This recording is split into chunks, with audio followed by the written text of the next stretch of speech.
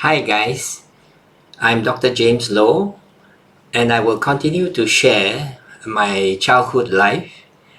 And for those who are here for the first time, I suggest that you go to my channel and watch my previous episode called Silent Disobedience to Succeed Part 1. Then you will have the context. For much of my childhood years, we lived in a house which was once, I think, used as servant quarters. It belonged to a very rich Peranakan family and they lived in a huge mansion in the same land. It was very spacious, a wooden bungalow where the hall and rooms were elevated on pillars and the kitchen and the bathroom is on the ground floor. My parents never told me how they managed to rent this place cheaply. Perhaps it was a charitable deed by the mansion owner. The bungalow had a shower, but no toilet. So the nearest toilet was a few minutes walk to the mansion. They have an external toilet there. I enjoyed growing up in this place with wide open spaces with the sea behind. Then my eldest sister got married. She was very devoted to the family, gave up school to work in a hair salon to help the family. On her days off, she would go to the villages or kampongs to earn extra cash, providing cheap haircuts. After some time, she was well known and even clients come to the house on weekends for haircuts. I remember this sister as very beautiful, just like the legendary Lin Tai. She married a decent man. Months into her marriage, she often come home with sad stories to my parents of being mistreated by her in-laws. She was staying with them then.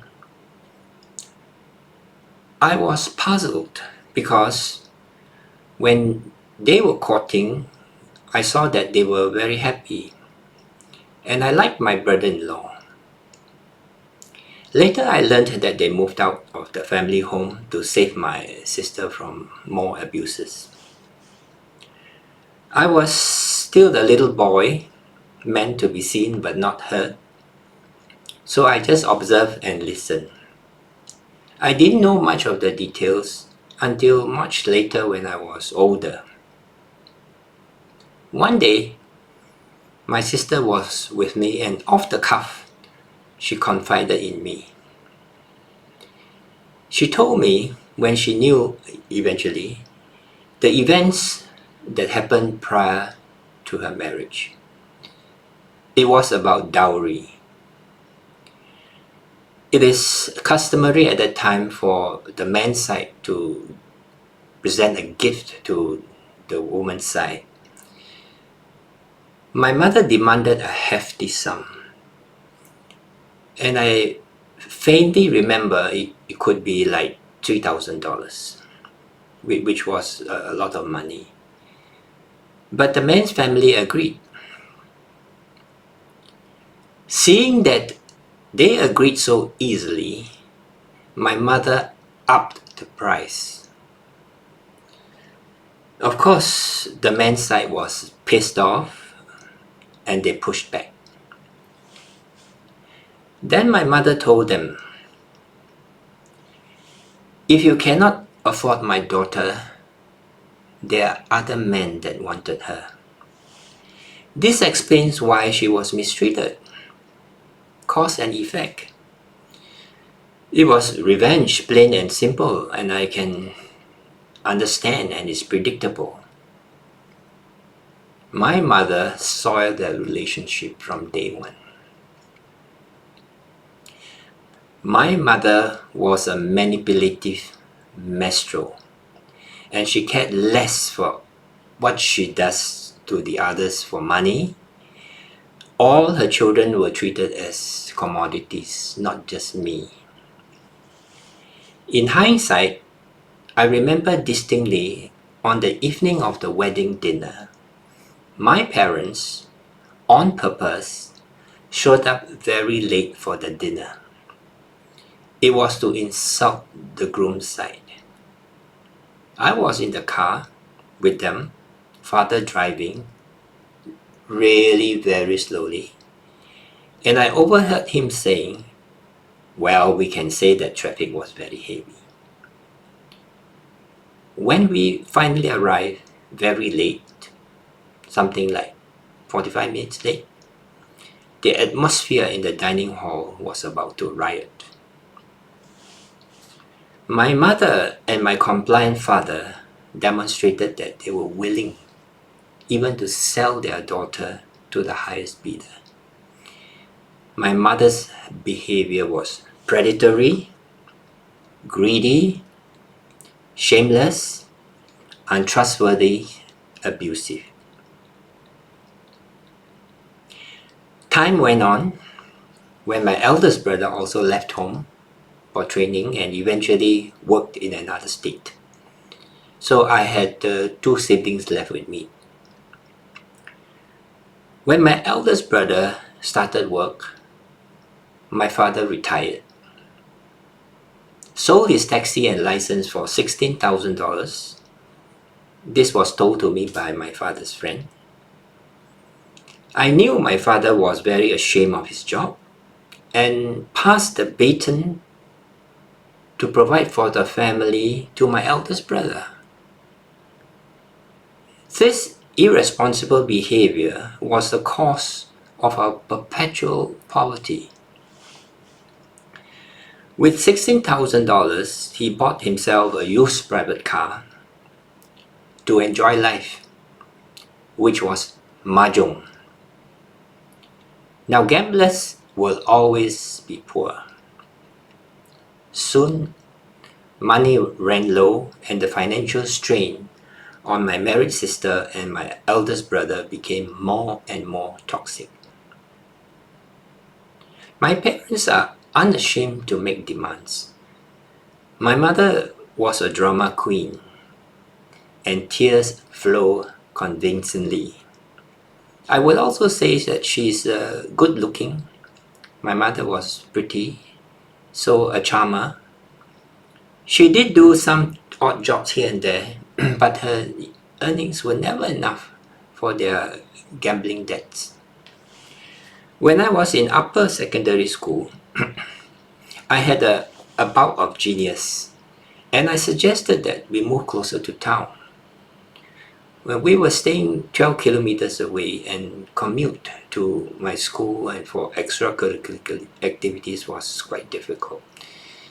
So I said that we can rent a house with extra rooms, and the extra rooms we can let it out, sublet it out, and perhaps the rental from the subletting will be enough to cover for the rent. Surprisingly, they took the idea.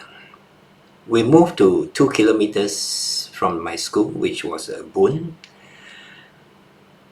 Quite quickly, we had two tenants. One, a lady student from a small town, and another woman with a child.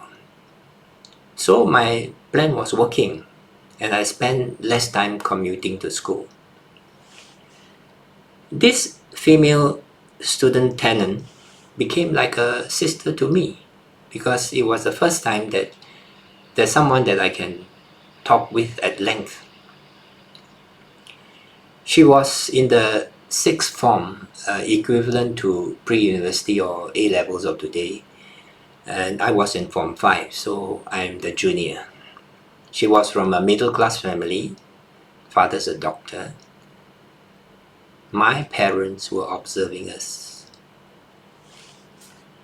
One day, the strangest thing happened. My mother, who was a good cook, she cooked a festive spread of food And I was puzzled.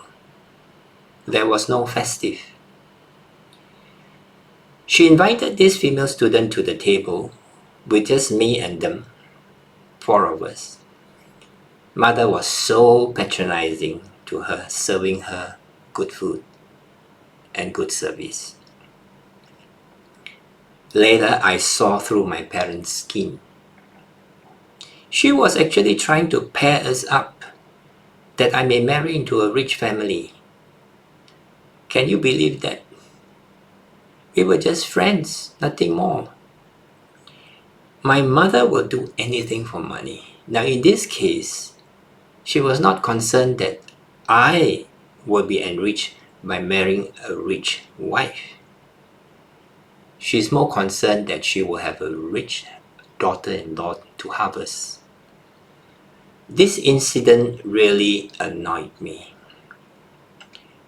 This female student soon terminated the tenancy. But what came next really made me ballistic.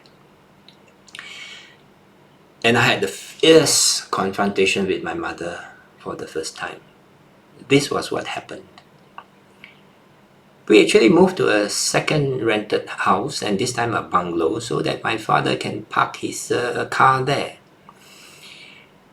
A new tenant soon joined us, also a student from a small town. After staying with us for some time, she became rather unfriendly to me and eventually left. I didn't bother to find out why. By then, I was assistant head prefect in my school, and one day, the principal called me up, and I was wondering why. He told me that a girl has written a letter to him about me, allegingly that I owed her $230. And she added, how was it that this boy is a reputable assistant head prefect could do a thing like this? I was shocked, dismayed. Who was this girl? It was the unfriendly tenant. In the letter, she alleged that my mother had asked her for advance rent, which she acceded. But when my mother pestered for more advance rent, she got very upset, asked for the return of all monies, and she left.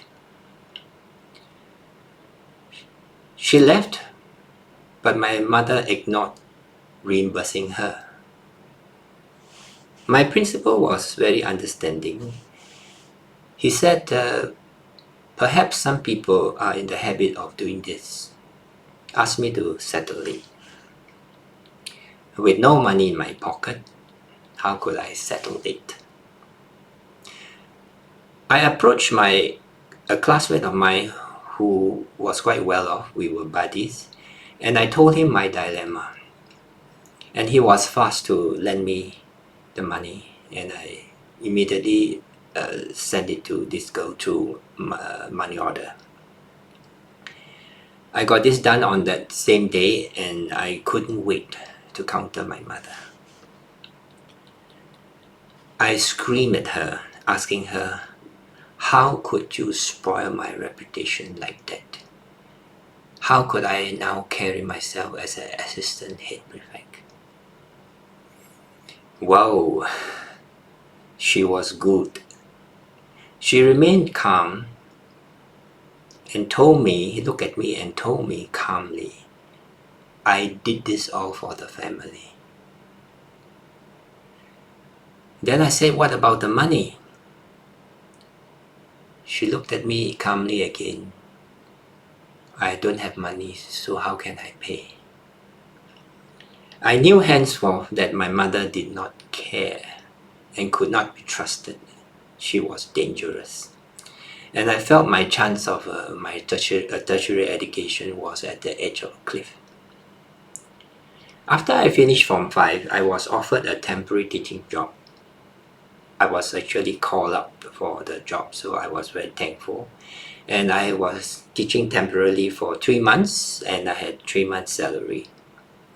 I returned the money to my friend while I kept the rest of my money for imminent tertiary education. But I still gave my mother $150. She took the money, looked at it, after that stared at me and said, "What is this?" She wanted all of it.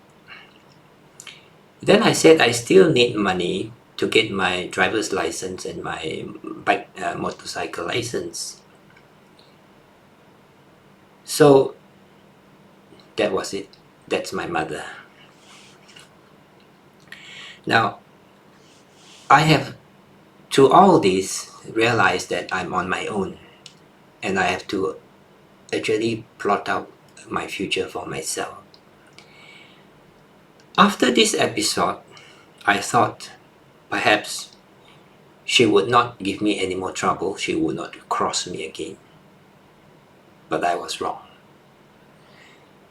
Thank you for listening, and if you like this, click like and click subscribe.